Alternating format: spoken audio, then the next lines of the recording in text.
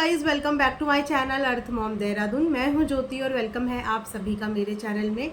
अगर आप इस वीडियो के माध्यम से चैनल में नए जुड़े हैं तो प्लीज़ चैनल को सब्सक्राइब ज़रूर कीजिए। साथ में एक नीचे बेल नोटिफिकेशन आता है, इसको हिट कर दीजिए ताकि मेरे आने वाली हर वीडियो का नोटिफिकेशन आप सभी को सबसे पहले मिल जाए। तो एक चीज़ के लिए मैं सॉरी बोलना चाहूँगी कि ये कुर्ती जो है वो आउट ऑफ स्टॉक हो गई है, इसीलिए मैंने इसका लिंक पोस्ट नहीं किया। इससे पहले वाली वीडियो में भी मैंने आप सबको बताया था, बट अनफॉर्चुनेटली ये अब आउट ऑफ स्टॉक है। अगर कभी ये दोबारा स्टॉक में आएगी तो मैं आप सबके साथ इसका लिंक ज़रूर शेयर कर दूंगी। इसी के साथ हम लोग रिएक्शन वीडियो में बढ़ते हैं आगे।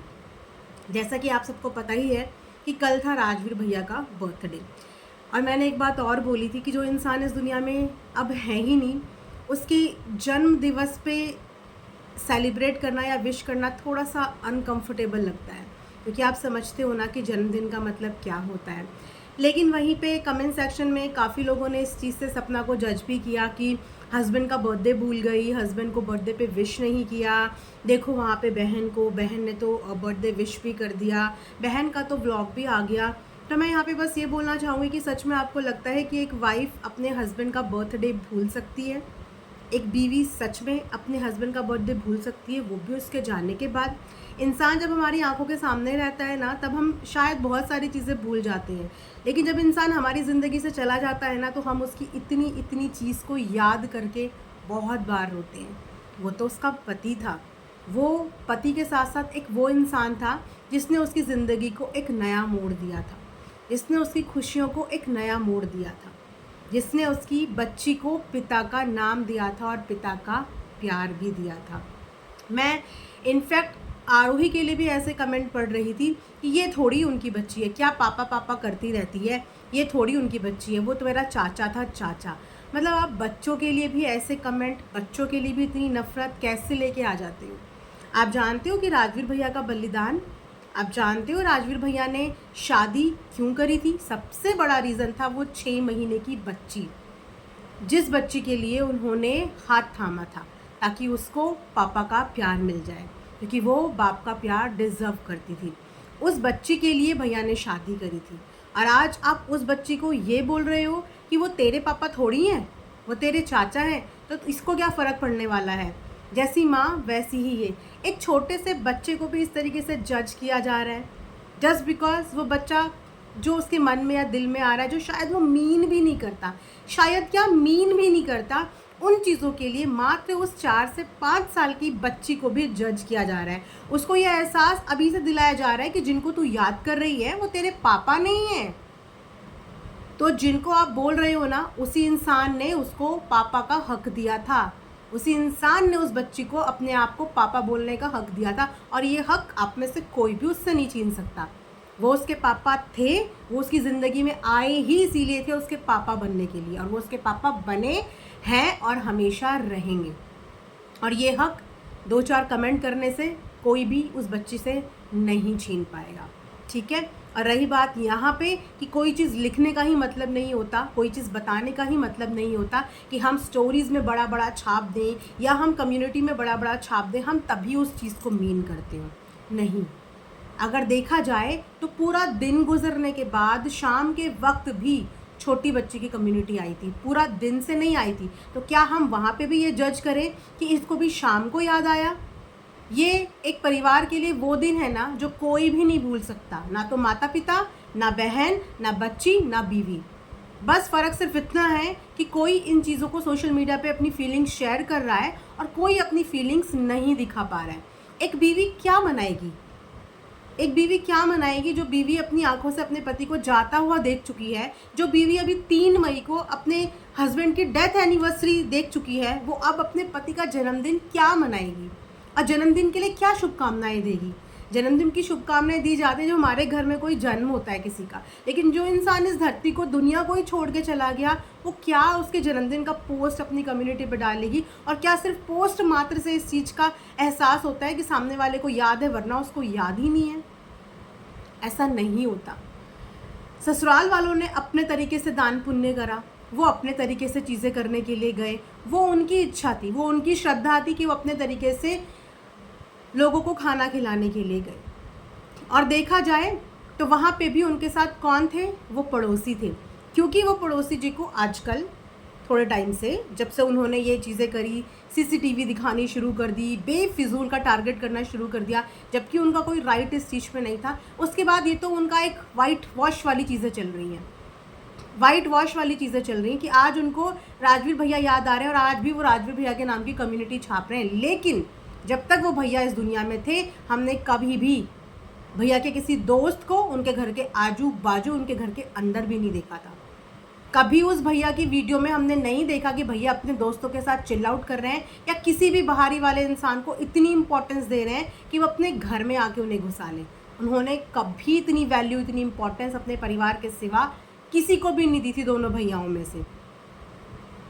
और आज ये सिर्फ भैया के नाम पे अपनी सिंपैथी लेने के लिए फैमिली के साथ शामिल हो गए, क्योंकि इनको मिल रही थी हेट।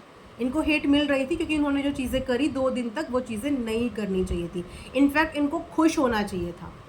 इनको दोनों फैमिली के बीच में एक पॉजिटिव चीज़ें बढ़ानी चाहिए थी कि चलो अंकल आंटी उन्होंने शुरुआत करी, अब आप लोग भी करना। लेकिन इन्होंने वो नहीं किया।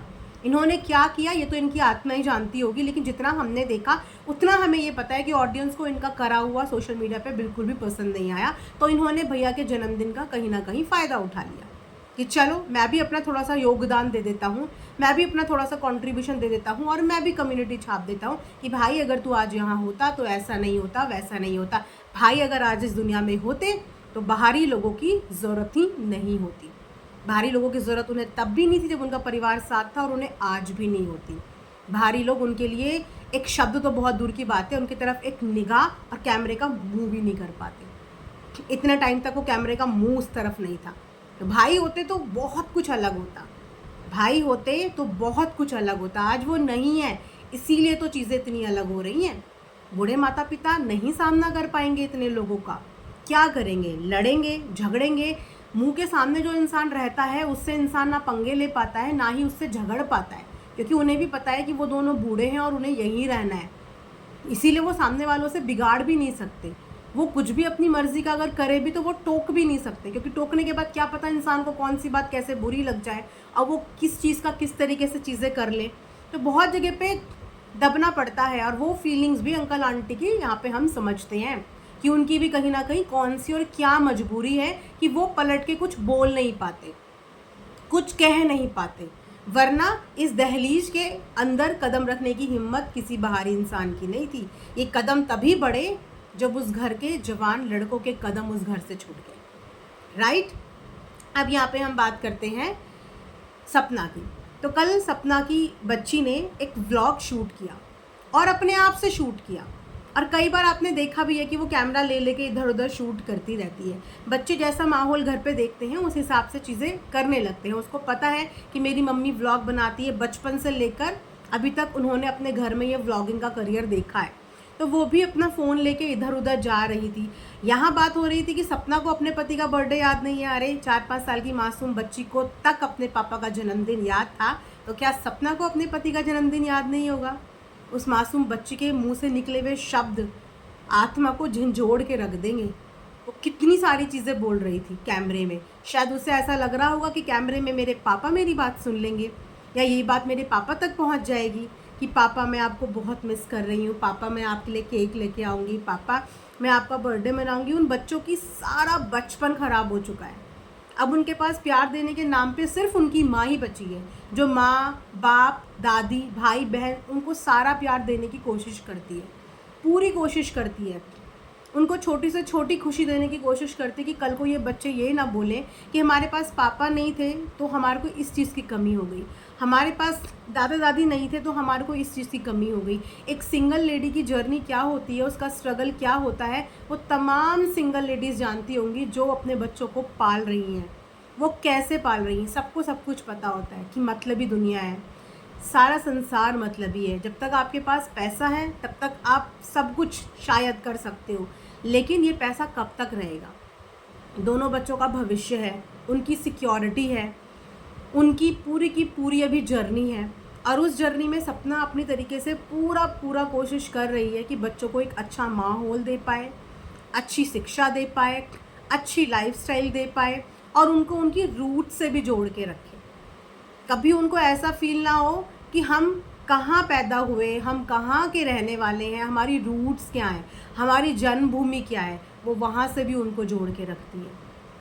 हर तरीके की लाइफ उनको देने की कोशिश कर रही है। तो कल बच्ची ने जितनी बातें कैमरे के आगे करी, वो सारी बातें देख के ऐसा लग रहा था जैसे वो अपने पापा से बात कर रही है। बट आई एम श्योर कि उसकी ये मासूमियत, ये प्यारे प्यारे शब्द उसके पापा तक पहुंच रहे होंगे, डेफिनेटली पापा तक पहुंच रहे होंगे और पापा बहुत सारा आशीर्वाद दे रहे होंगे। उसी के साथ सपना ने अपनी कुछ पुरानी क्लिप्स भी वहाँ पे ऐड ऑन करी। यहाँ पे अगर सपना के मन में घृणा, द्वेष या ये सब चीज़ें होती ना, उसको गुस्सा आता है। मैं ये नहीं बोलूँगी कि उसको गुस्सा नहीं आता, उसको गुस्सा आता है, और जब आता है तो वो जहर उगलती है। मैं ये भी नहीं बोलूँगी कि वो बहुत पोलाइट है, जब उसे गुस्सा आता है वो जहर उगलती है, लेकिन उगलने के बाद वो शांत हो जाती है। उसने जो मेमोरी शेयर करी, उस मेमोरी का पार्ट वो छोटी बच्ची भी थी, वो मेमोरी का पार्ट वो छोटी बच्ची भी थी, क्योंकि सपना ने और उस छोटी बच्ची ने मिलके बहुत सारी हैप्पी मेमोरीज एक साथ बिताई हैं। अप डाउन दोनों ने एक साथ बिताए हैं, दोनों ने एक दूसरे का सहारा बने हैं, दोनों हर पल, एक हस्बैंड वाइफ के बीच में प्रिवेसी नाम की तो कोई चीज़ ही नहीं थी उनकी ज़िंदगी में। जहाँ सपना होती थी, जहाँ राजवीर भैया होते थे, वहाँ वो छोटी बच्ची भी होती ही थी बाय डिफ़ॉल्ट। उनके बीच से कभी भी वो दूर और अलग नहीं हुई। वो उसको ऐसे ही अपने सीने से लगाए रखते थे, ऐसे ही अपने बीच में रखते थे जैसे अपनी 1-2 साल की बच्ची को उस समय आरोही को रखते थे। ऐसे ही वो भी ऑल टाइम भैया भाभी के बीच में, उनके कमरे में, उनके बेड पे, उनके साथ हमेशा, उनकी खुशियों में, हर चीज़ में वो शामिल रहती थी। तो किसी चीज़ की सपना ने भी प्यार देने में कोई कमी नहीं करी। अगर आप लोगों ने व्लॉग में एक चीज़ नोटिस करी होगी तो ये बात नोटिस करने की भी है कि जब राजवीर भैया को सपना ने फ़ोन गिफ्ट किया, वो फ़ोन की कॉस्ट उस वक्त पे 1 लाख के आसपास की थी। तो राजवीर भैया खुद इस बात को लेके शॉक्ड थे कि इतने पैसे तुम्हारे पास कैसे आए, जबकि ये कोई शॉक्ड होने वाली बात नहीं थी, क्योंकि वो एक व्लॉगर थी और एक व्लॉगर के पास 1 लाख रुपए होना, 2 लाख या 4-5 लाख रुपए होना कोई बहुत बड़ी बात नहीं है। लेकिन फिर भी वो उससे ये क्वेश्चन कर रहे थे कि पहले ये बता कि तेरे पास इतने पैसे कहाँ से आए। तो उसने बोला कि मैंने अपनी पॉकेट मनी से ये पैसे जोड़े थे। तो यहाँ से कहीं ना कहीं हमें ये भी क्लियर होता है कि सपना के पास उसके व्लॉग्स का या उस चैनल का कुछ भी नहीं होता था। वो सारा कुछ उसकी फैमिली वाले ही देखते थे, बेसिकली उनके हस्बैंड ही देखते थे वो सारा एडसेंस का। वो अपनी पॉकेट मनी में से पैसा जोड़ जोड़ के जब फ़ोन लाई तो राजवीर भैया टोटली शॉक्ड थे।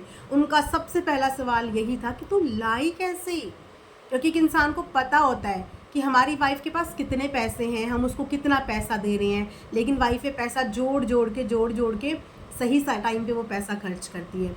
तो उसके पास अपने चैनल के वो लाखों रुपए रहते ही नहीं थे।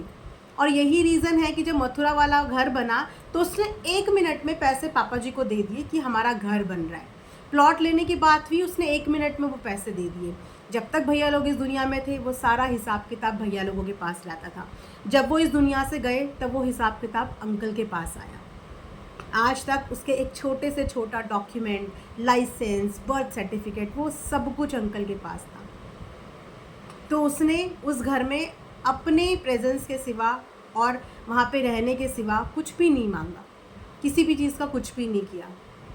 लेकिन आज किस्मत कहाँ से कहाँ लेके आ गई। एक वो लड़कियाँ भी हैं जो अपनी एक एक चीज़, आज की डेट में लड़कियाँ इतनी ज़्यादा एडवांस हैं, और इसे मैं एडवांस नहीं बोलूँगी, क्योंकि दुनिया इतनी क्रूल हो चुकी है कि आज की डेट में लड़कियों को थोड़ा बहुत स्मार्ट बनना पड़ता है। तो शायद उस वक्त पे सपना नहीं बनी, उसने अपनी कमाई का एक एक रुपये आंख बंद करके अपनी फैमिली को दे दिया। नहीं मेरी फैमिली है, नहीं मेरा परिवार है, हम जो करेंगे साथ में करेंगे, हम जो करेंगे साथ में मिल के करेंगे। और आज उसी प्रॉपर्टी पे, जिस प्रॉपर्टी पे उसका सबसे ज़्यादा पैसा लगा है, आज जब वो वहाँ विज़िट करने भी जाती है तो सवाल खड़े हो जाते हैं कि ये वो लेने के लिए गई है, लेकिन उसका पैसा उस जगह पे लगा है, पूरा हक उसका है, लेकिन आज उस पर सवाल खड़े होते हैं।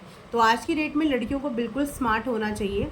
अपने फिनेंसेस हमेशा सेपरेट रखो, क्योंकि टाइम किसी ने नहीं देखा है, वक्त किसी ने नहीं देखा है, कौन रिश्ता किस समय पे कहाँ किसको धोखा दे जाए ना, आप सिर्फ हाथ फैलाते रह जाओगे। सपना के पास चलो एक सोशल मीडिया का प्लेटफॉर्म है कि वो वापस से चीज़ें कमा सकती है, मेहनत करके फिर से कमा लेगी, लेकिन बहुत सारी लड़कियों के पास शायद ये प्लेटफॉर्म भी नहीं होता।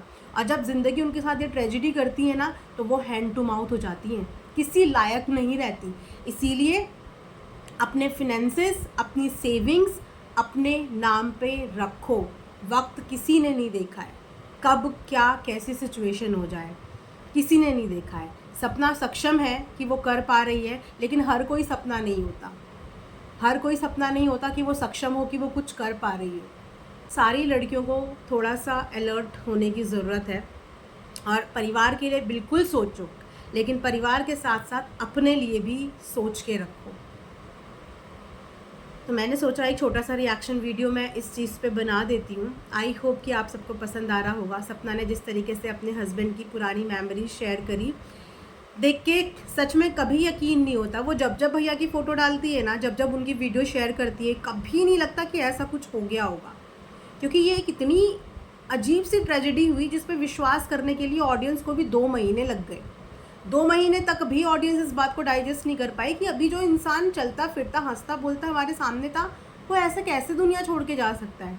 ये चीज़ ऑडियंस को भी अपनाने में बहुत वक्त लगा, और जब जब ये वीडियो सामने आती है ऐसा लगता है कि सब कुछ झूठ है और ये सच है जो वीडियो में दिख रहा है कि भैया हैं, अभी भी हैं। बहुत प्यारा परिवार था, बहुत प्यारी फैमिली थी, बस किसी की गंदी नज़र इस फैमिली को लग गई और ये फैमिली बर्बाद हो गई। पर हम लोग बच्चों के भविष्य के लिए प्रे ज़रूर कर सकते हैं। धीरे धीरे जैसे जैसे बच्चियाँ बड़ी होंगी ना, इन बच्चियों को बहुत हेट का सामना करना पड़ेगा, क्योंकि हम कुछ लोगों की मानसिकता नहीं बदल सकते। जो ना बच्चों में भेद करते हैं ना बड़ों में करते हैं, उनको ना बच्चों पे दया आती है, बड़ों पे तो दूर की बात है। और ये लोग आगे चल के उनकी बच्चियों को बहुत परेशान कर सकते हैं सोशल मीडिया पे। आज ही ये कमेंट इस बात का सबूत है कि आज भी इतने छोटे बच्चों के लिए भी ऐसी मानसिकता, ऐसी सोच रखने वाले लोग जो कमेंट सेक्शन में जाके ऐसा बोल रहे हैं कि वो तेरे पापा नहीं है, ये तो ऐसी ही ढोंगी है, जैसी माँ वैसी ये। जब इस तरीके की इतनी नफ़रत एक मासूम बच्चे के लिए अभी रख सकते हैं, तो जैसे जैसे वो बच्चे बड़े होंगे तो सोचो उन बच्चों का जीना मुश्किल कर देंगे ऐसे लोग। चिंता होती है, देख के चिंता होती है। तो मैं बस ये चाहती हूँ कि जितना टाइम भी सपना के पास है, 5-7 साल, सोशल मीडिया पे इन्वेस्ट करें, अपनी सेविंग करें, और उसके बाद ये सोशल मीडिया की दुनिया को 5 से 7 साल बाद टाटा बाय बाय कर दें। क्योंकि ये दुनिया, ये सोशल मीडिया की दुनिया जब बच्चियाँ बड़ी होंगी ना, तो आपकी बच्चियों को भी जीने नहीं देगी। आज इन बच्चों के हवाले में ये लोग सिंपैथी दिखाते हैं, कल यही लोग उन बच्चियों को टारगेट करते हुए भी नज़र आएंगे। तो अपना 5-7 साल अपने करियर पे, क्योंकि सपना का करियर ही यही है, उसके पास इसके अलावा कोई ऑप्शन नहीं है। ना तो उसके पास कोई डिग्री है, ना उसके पास कोई जॉब है, उसके पास यही है। तो जितना हो सके 5-7 साल में सोशल मीडिया पे जम कर काम करो, सिर्फ काम करो, जम कर दिन रात मेहनत करो, काम करो, अपने बच्चों के भविष्य के लिए सेविंग करो, और उसके बाद इस सोशल मीडिया की दुनिया को टाटा बाय बाय कर देना। अपने बच्चों को इस सोशल मीडिया की दुनिया में मत रहने देना, उनका करियर ऑफलाइन ही बनाना। सोशल मीडिया से उनको हमेशा के लिए ले जा लेना, क्योंकि ये जगह उन बच्चियों के लिए नहीं है। इसी के साथ ये रिएक्शन वीडियो मैं यहाँ पे एंड करती हूँ। आई होप आप सबको पसंद आएगा। Thanks for watching earth mom Dehradun.